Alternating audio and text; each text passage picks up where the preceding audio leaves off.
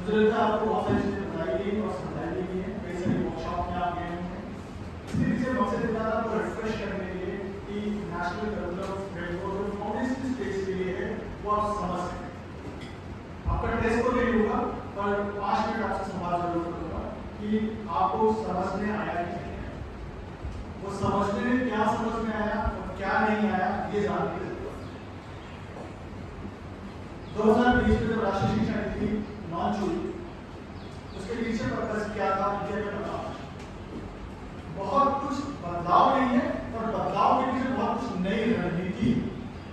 वो रणनीति ये है कि बच्चे का हॉलिस्टिक डेवलपमेंट होना है और कैसे होना है उसके बहुत सारे रास्ते बताए गए।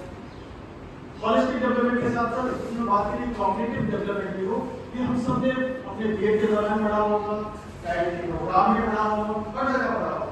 पर राष्ट्रीय शिक्षा नीति 2020 फोकस करती है कि आने वाले समय में 21वीं सदी में जो समस्याएं होंगी, जो सिचुएशंस क्रिएट होगी, उनमें उन स्थितियों में बच्चे को जीने के लिए कौन कौन से कौशलों की आवश्यकता होगी, उनका भी क्या करना है, विकास करना है।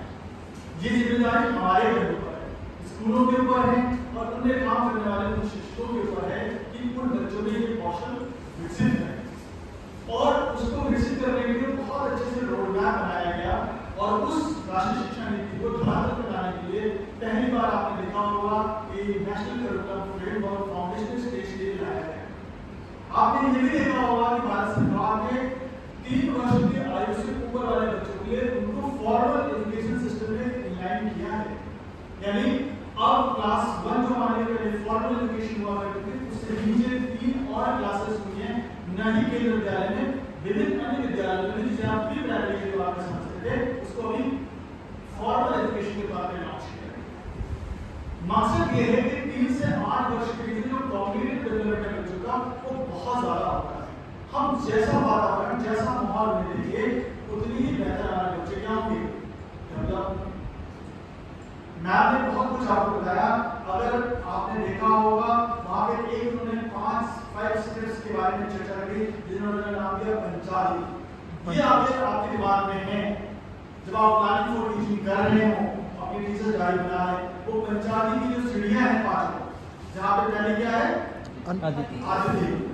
अगर वो आपको पता है, उस आदिति के इंट्रोडक्शन के बारे में आपको पता है, वो प्रिपेयर किया है, फिर आप क्लास में गए तो क्या करेंगे, बोध का ज्ञान वहां पे करेंगे। वो दूसरी सीढ़ी पर आप पहुंचे हैं और बोध के बाद आप क्या करेंगे, अभ्यास कराएंगे और अभ्यास के बाद क्या करेंगे, प्रयोग करेंगे।